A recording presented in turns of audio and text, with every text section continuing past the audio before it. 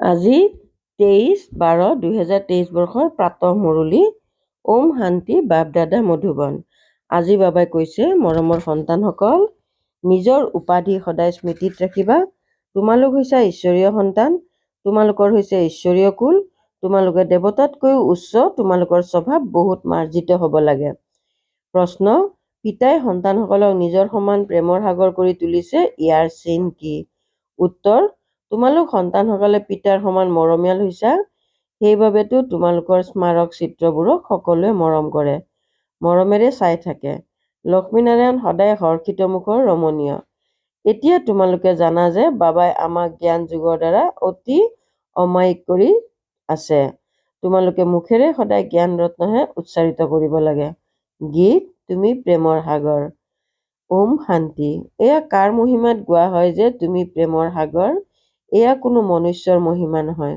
কোৱা হয় যে তুমি প্ৰেম, শান্তি তথা পবিত্ৰতাৰ সাগৰ। এতিয়া তোমালোক পবিত্ৰ হোৱা। এনেকুৱা বহুত আছে যিয়ে বিয়া নকৰায়, বহুত এনেকুৱা আছে যিয়ে সন্ন্যাস নোলোৱাকৈও পবিত্ৰ হৈ থাকে। গায়নো আছে, গাৰ্হস্থ্য ব্যৱহাৰত থাকিও জনসদৃশ জ্ঞান। ইয়াৰ ইতিহাস আছে, ক'লে আমাকো ক'ব ব্ৰহ্ম জ্ঞান শুনোৱা। আচলতে ক'ব লাগে ব্ৰহ্মা জ্ঞান। পৰমপিতা পৰমাত্মা আহি ব্ৰহ্মাৰ দ্বাৰা ব্ৰহ্মা কুমাৰ কুমাৰীসকলক জ্ঞান দিয়ে। তোমালোকে জানা যে বৰ্তমান আমাৰ উপাধি ব্ৰহ্মা কুমাৰ কুমাৰী। আমি হৈছোঁ ঈশ্বৰীয় সন্তান। এনেকৈতো সকলোৱে কয় যে আমি ঈশ্বৰৰ সন্তান। তেতিয়াহ'লে নিশ্চয় ভাই ভাই হ'লা। গতিকে নিজকে পিতা বুলি ক'ব নোৱাৰা। ফাদাৰহুড নহয়, তেন্তে ব্ৰাদাৰহুড বুলি কোৱা হ'ব। এহাতে তোমালোকে ব্ৰহ্মা কুমাৰ কুমাৰী বুলি কোৱা, দ্বিতীয়তে যাৰ কুমাৰ কুমাৰী হোৱা তেওঁলোকক মামা বাবা বুলি কোৱা। সন্তানসকলে জানে আমি শিৱ বাবাৰ নাতি নাতিনী ব্ৰহ্মা কুমাৰ কুমাৰী হওঁ। ভাৰতত অনেক শাস্ত্ৰ, বেদ, পুৰাণ আদিতো সকলোৱে পঢ়ে। সৰ্বশাস্ত্ৰৰ শিৰোমণি হ'ল শ্ৰীমদ ভাগৱত গীতা। গীতাৰ দ্বাৰা সত্য যুগৰ স্থাপনা হয়। গীতাৰ জ্ঞান দিয়ে জ্ঞান সাগৰ পৰমাত্মাই। এই সকলো জ্ঞান নদী জ্ঞান সাগৰৰ পৰা ওলাইছে। পানীৰ গংগাৰ পৰা জানো জ্ঞান পোৱা যাব পাৰে, যাৰ দ্বাৰা পবিত্ৰ হবাগৈ? সদ্গতি অৰ্থাৎ পবিত্ৰ হোৱা। এয়াতো হৈছেই তমপ্ৰধান পতিত দুনিয়া। যদি পবিত্ৰ হয় তেন্তে ক'ত থাকিব? উভতিতো যাব নোৱাৰে, বিধান নাই। সকলোৱে পুনৰ জন্ম লৈ তমপ্ৰধান হবই লাগিব। পিতা হৈছে জ্ঞানৰ সাগৰ। তোমালোকে বাস্তৱত শুনি আছা। এয়া কোনেও কপি কৰিব নোৱাৰে। যদিও এনে বহুত আছে যিয়ে কয় আমিও সেই জ্ঞানেই শুনাও, কিন্তু নহয়। ইয়াত যিয়েই জ্ঞান পায় তেওঁ ব্ৰহ্মা কুমাৰ কুমাৰী বুলি কয়, আৰু কোনো এনেকুৱাও সংস্থা নাই য'ত ব্ৰহ্মা কুমাৰ কুমাৰী বুলি ক'ব। লাগিলে পোছাকো এয়াই নিপিন্ধক কিয়, কিন্তু কেনেকৈ ক'ব যে আমি ব্ৰহ্মাৰ সন্তান হওঁ। এওঁক মই নাম দিছোঁ ব্ৰহ্মা। এওঁক বহি বুজাওঁ। তোমালোকক কয়, তোমালোক ব্ৰহ্মা কুমাৰ কুমাৰীসকলে নিজৰ জন্মৰ কথা নাজানা। মই জানো। এতিয়া সংগম যুগত ভৰি আৰু টিকনি আছে। ইয়াৰ দ্বাৰা পুৰণি দুনিয়াৰ পৰিৱৰ্তন হৈ নতুন হয়। সত্যযুগ, ত্ৰেতা, দ্বাপৰ, কলিযুগ এনেকৈ সৃষ্টিৰ বৃদ্ধি হৈ গৈ থাকে। এতিয়া অন্তৰ সময়, সৃষ্টি পৰিৱৰ্তিত হৈ নতুন হয়। সৃষ্টি পৰিৱৰ্তিত হৈ নতুন হয়। পিতা আহি ত্ৰিকালদৰ্শী কৰি তোলে। তেওঁ হৈছে প্ৰেমৰ সাগৰ। তেন্তে নিশ্চয় তেনেকুৱা মৰমীয়াল কৰি তুলিব। লক্ষ্মীনাৰায়ণক চোৱা, কিমান আকৰ্ষণ আছে। যিমান লক্ষ্মীনাৰায়ণৰ ৰমণীয় হৰ্ষিত মুখৰ চিত্ৰ দেখিবা, সিমান ৰাম সীতাৰ দেখিবলৈ নোপোৱা। লক্ষ্মীনাৰায়ণৰ দৰ্শন কৰিলে আনন্দিত হৈ যায়। ৰাধাকৃষ্ণ মন্দিৰত গ'লে ইমান আনন্দিত হোৱা নাযায়। লক্ষ্মীনাৰায়ণৰতো ৰাজ্যভাগ্য আছে, বাকী দুনিয়াই এইবোৰ কথা নাজানে। এতিয়া তোমালোকে জানা বাবাই আমাক বহুত মিঠা কৰি তোলে। লক্ষ্মীনাৰায়ণক জ্ঞানৰ সাগৰ বুলি কোৱা নহয়। তেওঁলোক এই জ্ঞান যোগৰ দ্বাৰাই এনেকুৱা হ'ল। এতিয়া তোমালোকো হৈ আছা। মানুহে বিচাৰে যি দুনিয়া এক হৈ যাওক, এখন ৰাজ্য হওক। স্মৃতি দিয়াই যে এসময়ত নিশ্চয় এখন ৰাজ্য আছিল, কিন্তু এনেকুৱা নহয় যে সকলোৱে মিলি এক হৈ যাব। নহয়, তাততো বহুত কম মনুষ্য আছিল। তোমালোকে বুজি পোৱা যে আমি ঈশ্বৰীয় সন্তান হওঁ। কোৱা হয় ঈশ্বৰ হাজিৰা হুজুৰ, কিন্তু হাজিৰ নাজিৰ বুলি আত্মাক কোৱা হ'ব। আত্মা সৰ্বব্যাপী, সকলোতে আত্মা আছে। এনেকুৱা নহয় যে সকলোতে পৰমাত্মা আছে। তেন্তে শপত খোৱাৰ কি কথা আছে? যদি আমাৰ মাজতে পৰমাত্মা আছে, তেতিয়াহ'লে শপতনো কাৰ নামত খোৱা হয়? আমি যদি ওলোটা কাম কৰোঁ, তেন্তে পৰমাত্মাই শাস্তি দিব। যদি পৰমাত্মা সকলোতে আছে, তেতিয়াহ'লে শপত আদিৰ কথাই নাই। এতিয়া তোমালোক সাকাৰত আছা। যেনেকৈ আত্মাক এই 2 চকুৰে দেখা নাযায়, তেন্তে পৰমাত্মাক কেনেকৈ দেখিবা? অনুভৱ কৰা হয় আমাৰ মাজত আত্মা আছে। এনেকৈ ক'ব যে পৰমাত্মাৰ সাক্ষাৎকাৰ হওক। কিন্তু যেতিয়া আত্মাকেই দেখা পোৱা নাযায়, তেন্তে পৰমাত্মাক কেনেকৈ দেখিব? আত্মাই পুণ্যাত্মা পাপাত্মা হয়। এতিয়া পাপাত্মা আছে। তোমালোকে বহুত পুণ্য কৰিছিলা, পিতাৰ আগত তন মন ধন সমৰ্পণ কৰিছিলা। এতিয়া পাপাত্মাৰ পৰা পুণ্য আত্মা হৈ আছা। শিৱ বাবাক তন মন ধন উচৰ্গা কৰা। এওঁ অৰ্পণ কৰিলে নহয় জানো? শৰীৰটো প্ৰকৃত সেৱাত আগবঢ়াই দিলে। মাতাসকলৰ আগত অৰ্পণ কৰি তেওঁলোকক ত্ৰাস্তি কৰিলে। মাতাসকলক আগবঢ়াই দিব লাগে।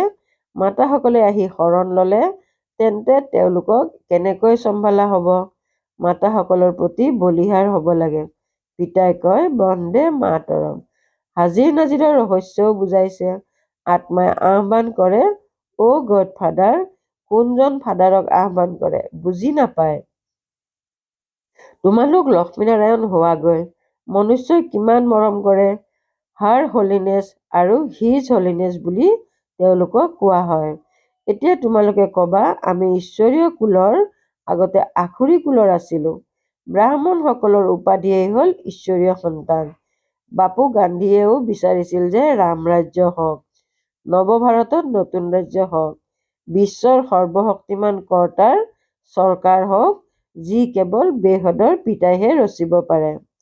পিতাই কয় মই বিশ্বৰ সৰ্বশক্তিমান কৰ্তা হওঁ, উচ্চতকৈ উচ্চ নিৰাকাৰ হওঁ। ব্ৰহ্মা বিষ্ণু শংকৰটো মোৰ ৰচনা হয়। ভাৰত শিৱালয় সম্পূৰ্ণ নিৰ্বিকাৰী আছিল, এতিয়া সম্পূৰ্ণ বিকাৰী।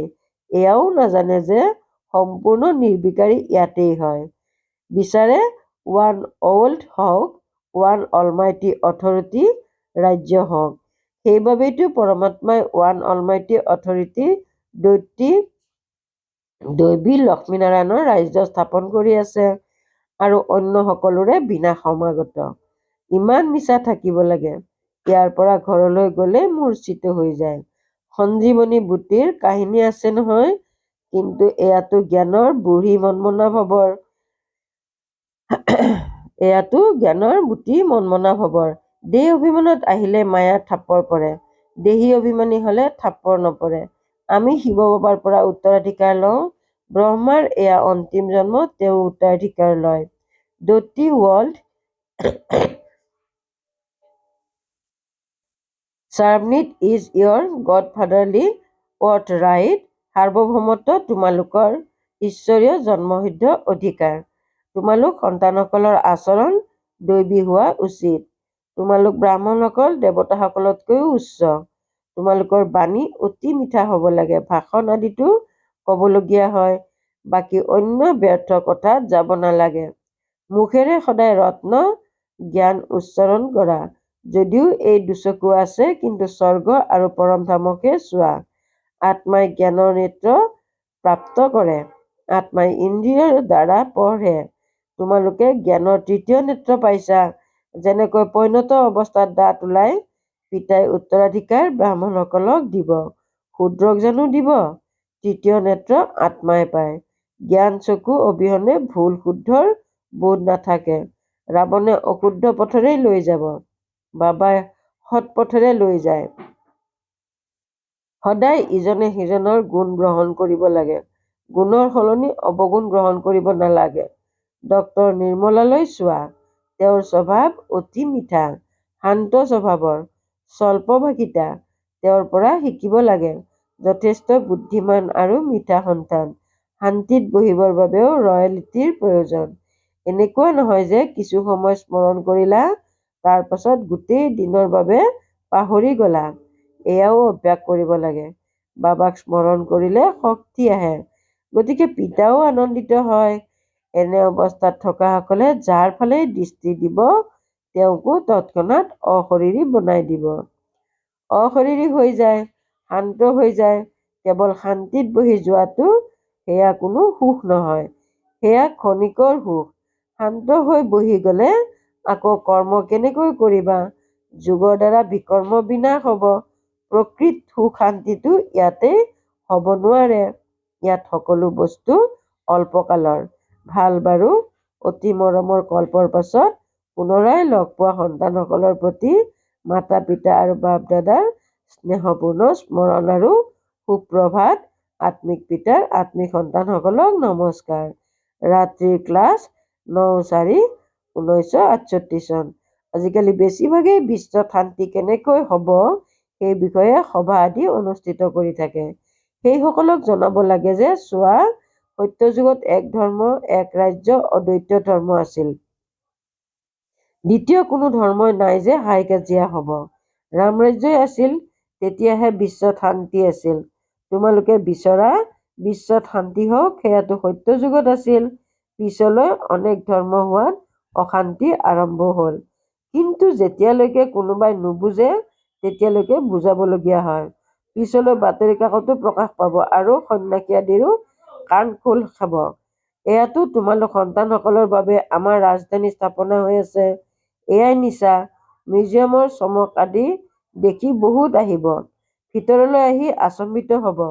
নতুন নতুন চিত্ৰৰ ওপৰত নতুন নতুন বুজনি শুনিব। এয়াতো সন্তানসকলে জানে যুগ হৈছে মুক্তি, জীৱন মুক্তিৰ বাবে। সেয়াতো কোনো মনুষ্যই শিকাব নোৱাৰে। এইটোও লিখিব লাগে, পৰম পিতা পৰমাত্মাৰ বাহিৰে অন্য কোনেও মুক্তি, জীৱন মুক্তিৰ বাবে যোগ শিকাব নোৱাৰে। সকলোৰে সদ্গতিদাতা এজনেই। এইটো স্পষ্টকৈ লিখি দিব লাগে, যাতে মনুষ্যই পঢ়ে সন্ন্যাসী লোকসকলে কি শিকাব। যোগ যোগ বুলি যিসকলে কৈ থাকে, বাস্তৱিকতে যোগ কোনেও শিকাব নোৱাৰে। মহিমা এজনৰে, বিশ্বত শান্তি স্থাপন কৰা আৰু মুক্তি, জীৱন মুক্তি দিয়াটো পিতাৰেই কাম। এনেকৈ বিচাৰ সাগৰ মন্থন কৰি পইণ্টবিলাক বুজাব লাগে। এনেকৈ লিখিব লাগে যাতে মনুষ্যই কথাবোৰ সঠিক বুলি বুজি গ্ৰহণ কৰিব পাৰে। এই দুনিয়াটো পৰিৱৰ্তন হ'বই। এয়া হ'ল মৃত্যু লোক। নতুন দুনিয়াক অমৰ লোক বুলি কোৱা হয়। অমৰ লোকত মনুষ্য কেনেকৈ অমৰ হৈ থাকে, এয়াও আচৰিত নহয়নে? তাত আয়ুসো দীঘলীয়া হয় আৰু সময়ত জ্ঞাতসাৰেই শৰীৰ সলাই লয়। যেনেকৈ কাপোৰ সলনি কৰা হয়, এয়া সকলো বুজিবলগীয়া কথা। বাৰু, অতি মৰমৰ আত্মিক সন্তানসকলক আত্মিক পিতা তথা বাপ দাদাৰ স্নেহপূৰ্ণ স্মৰণ, শুভৰাত্ৰি আৰু নমস্কাৰ। ধাৰণাৰ বাবে মুখ্য সাৰ ১ নম্বৰ, নিজৰ স্বভাৱ বহুত অমায়িক, শান্ত কৰি তুলিব লাগে। বহুত কমকৈ আৰু মাৰ্জিতভাৱে বাৰ্তালাপ কৰিব লাগে।